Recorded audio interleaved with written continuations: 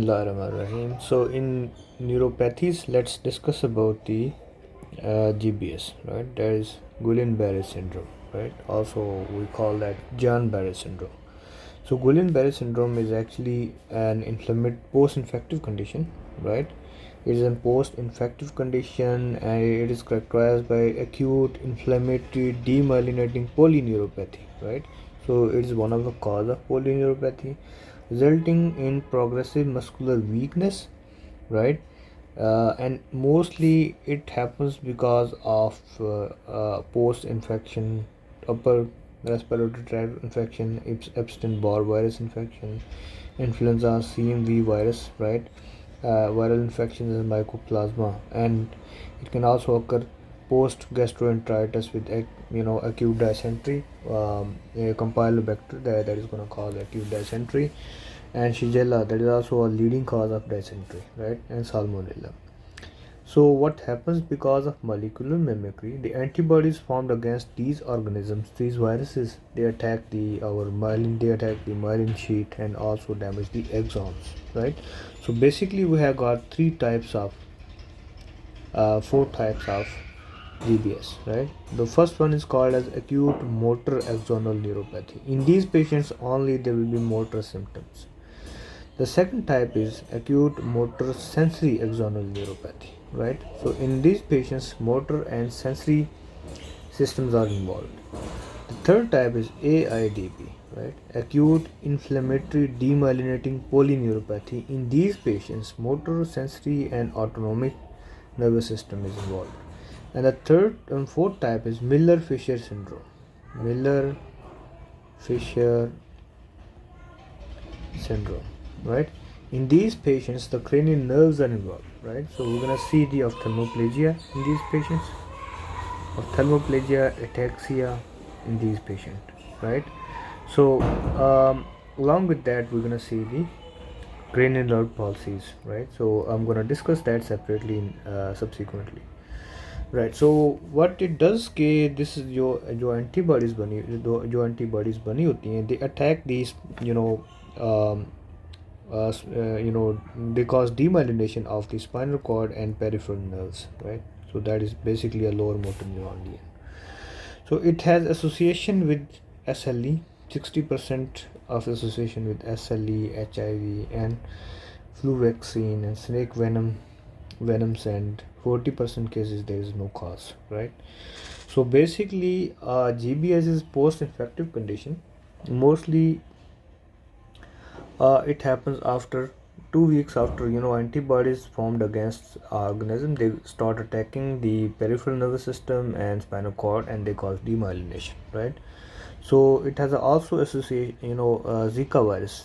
Sometimes Zika virus is going to cause microcephaly in newborns when it occurs in pregnancy, and COVID-19 is an important cause of, can also lead to the GBS, right?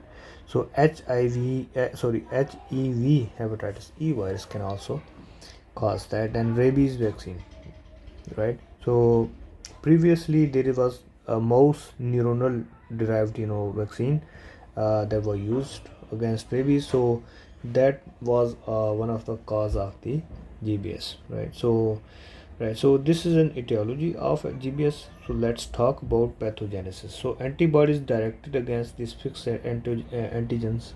This is basically a type 2 hypersensitivity reaction. So like anti-Epstein-Barr virus antibodies, they act as anti-ganglioside antibodies, and ganglioside is an important component of myelin sheath, right? So that's how this is gonna cause the demyelination, right? Right, so a site of attack is anterior horn cells, right? Motor nuclei of the spinal cord. So basically this is a lower motor neuron lean type of, we're gonna see the lower motor neuron type of features in these patients. So clinical features talk about that. So 10 to 15 years, male to female ratio is age group is 10 to 25 years, and male and females are equally affected and equally infected in this condition. So there is history of upper respiratory tract infection, gastroenteritis in these patients, or COVID infection, right? Or Zika virus infection. So right, so these patients are gonna come with the sudden onset progressive muscular weakness, right? And this will be in ascending pattern. Like initially there will be lower limb involvement, right? Then trunk muscles are involved. So these patients can present with paraplegia, and they won't be able to sit down, right, because of the trunk muscle paralysis. And after that there will be bilateral upper limb involvement, right? C3, C4, and C5 are also gonna supply the diaphragm. So a part of brachial plexus, this can after that this gonna cause the diaphragmatic paralysis, right? After that there will be neck floppiness, cervical segments are involved. So this can also cause facial diplegia, right? So facial diplegia means bilateral seventh cranial nerves are involved. So this can also be seen, facial diplegia can also be seen with the sarcoidosis, with Wilkerson-Rosenthal syndrome, and this can also be seen with the GBS and Lyme's disease. So these are the important causes of the facial diplegia, right? So when the demyelination ascend upward, this gonna cause the bulbar palsy as well, right? So there will be dysphagia. Patient won't be able to talk, eat, and drink, right? When there is 9th, 10th, and 11th, 12th nerve involvement. So when there is autonomic, this can also lead to autonomic insufficiency because of the involvement of thoracic segment T1 to T4. We have cardiac accelerator fibers, right? um, Cardiac accelerator fibers actually what they does, they increase the sympathetic activity of the heart, like they're gonna cause the tachycardia. So when these fibers are involved, so there will be bradycardia in these patients, and because of the bradycardia there will be reflex vasoconstriction in these patients. Reflex vasoconstriction is going to cause the hypertension. So initially there will be hypotension and there will be reflex hypertension. So in these patients we can see the wide fluctuation of blood pressures, right? So let me come back to these points. So right, okay, so there will be ascending paralysis, right, in these patients. If we talk about descending paralysis, right, so these are the important causes of descending paralysis. One is called polio, another one is diphtheria and botulinum toxin. These are going to cause the asymmetrical descending paralysis, while GBS is an important cause of ascending paralysis, right? So it starts from the lower limbs, right? If we check the reflexes, so there will be absent reflexes in these patients. So this is mostly symmetrical. There can be sensory upsets as well. Umson type, acute motor sensory axonal neuropathy. In Umson type, there will be pain in the muscles, like, right, and there can be paresthesias, right? So this pain is very typical. If pain is like, the patient is having tearing pain, if patient is having cutting pain, so we're gonna think that the patient might have the transverse myelitis. So we have to differentiate this pain from that of transverse myelitis patients. So let's move on to the next page. So let's see the remaining features. So this is a post-infective condition, so there will be no fever in these patients, and we can see the autonomic dysfunction because of the involvement of T1 to T4 segment. Cardiac accelerator fibers are hampered in these patients, and there will be hypotension, and blood pressure is gonna get down, and there will be reflex vasoconstriction, and after that we're gonna see the hypertension. So there will be wide fluctuation of blood pressure in these patients. There can be involvement of the bilateral facial nerve, right, that is called as facial diplegia. So that can also be seen with the sarcoidosis, Wilkerson-Rosenthal syndrome. GBS and Lyme disease are important causes of facial diplegia. So it can progress, weak. This progress can this weakness is progressive. It can remain up to 4 weeks, and there is 10% mortality in these patients due to phrenic nerve involvement or autonomic dysfunction, right? So recovery starts 2 weeks after the period of progression, and it takes 2 weeks to recover, right? So 10% in these of patient are gonna convert into CIDP, that is chronic inflammatory demyelinating polyneuropathy, right? So for treatment of CIDP, the treatment is steroids, and if we talk about transverse myelitis, the treatment is steroids in both of these conditions. But in acute inflammatory demyelinating AIDP, that is GBS, there is no role of steroids. We're gonna go for plasmapheresis, right? So let's talk about the four types of the GBS. So one is called as the acute motor UMSN, acute motor sensory axonal neuropathy. Another one is called as AMAN. Another one is called as AIDP.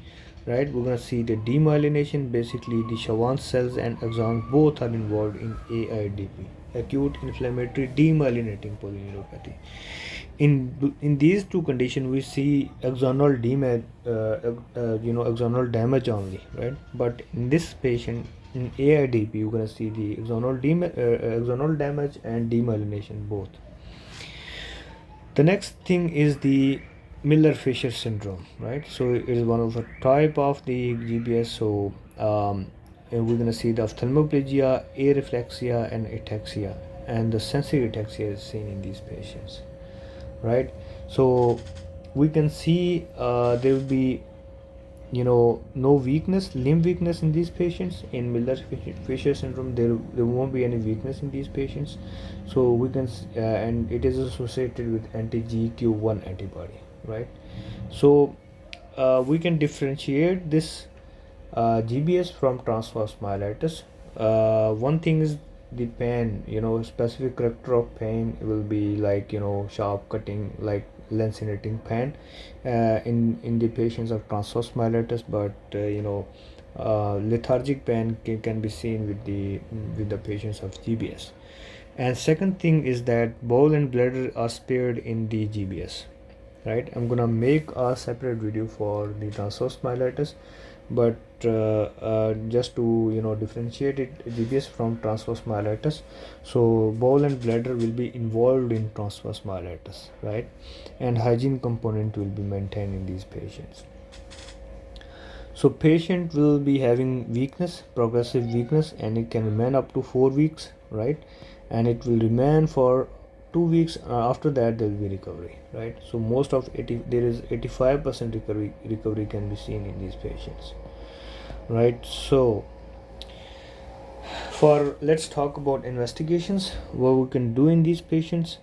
There is a criteria that is called as Brighton criteria for diagnosis of GBS. So it states that there should be bilateral flaccid paralysis of lower limbs. There should be areflexia. It should be monophysical illness that remain for 12 hours to 28 days, right? And electrodiagnostic tests like NCS, nerve conduction studies, they should show the F reflex latency increased in these patients. And for LP, it showed the albuminocytological dissociation, right? So these are the criteria that are used for diagnosis of GBS, and this is called as the Brighton criteria, right? So if weakness can remain for hours to days, right? So if weakness remain for months to years, so we're gonna think that the patient is having ALS. We're gonna think about motor neuron disease, right, in these patients, right? So let's talk about the investigations in these patients.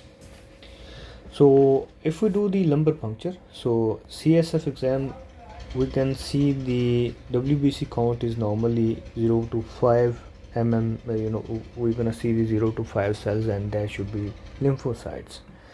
If we see the protein, and it should be 0.15 to 0.45. So in the patients of GBS, cell count will be normal. Normally what happens when there is increased cell count, there will be increased protein, right?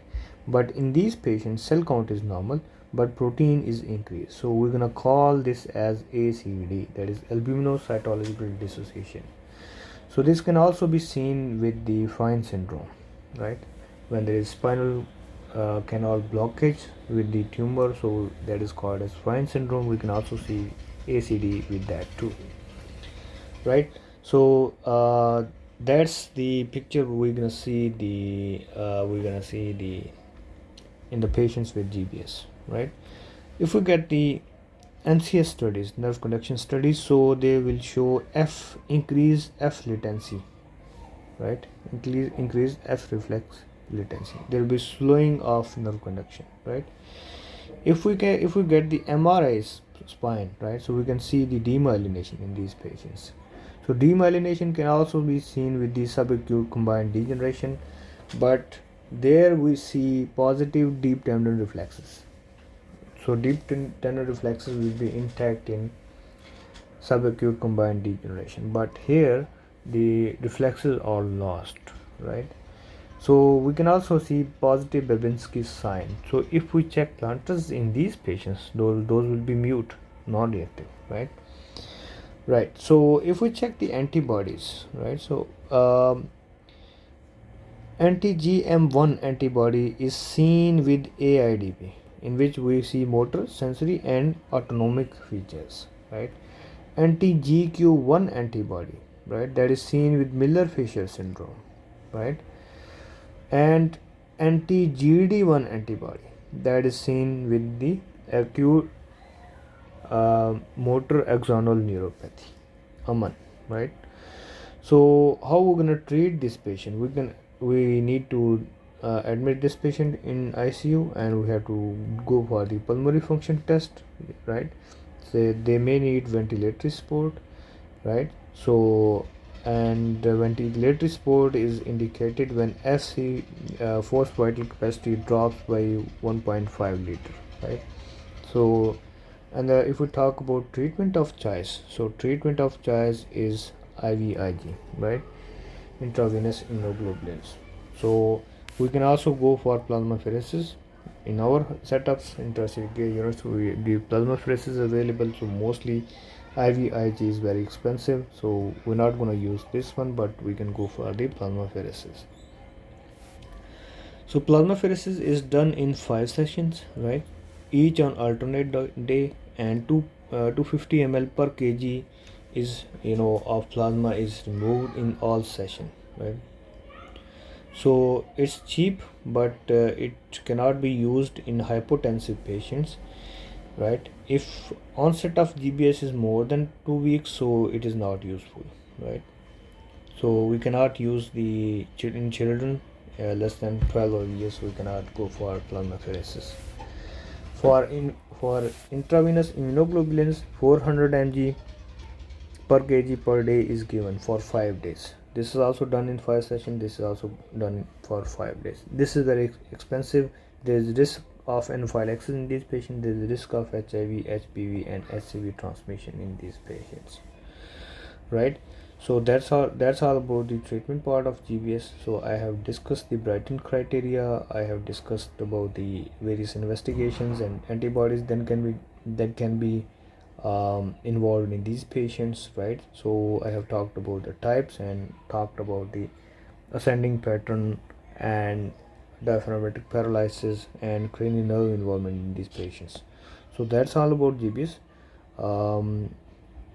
That's all for today.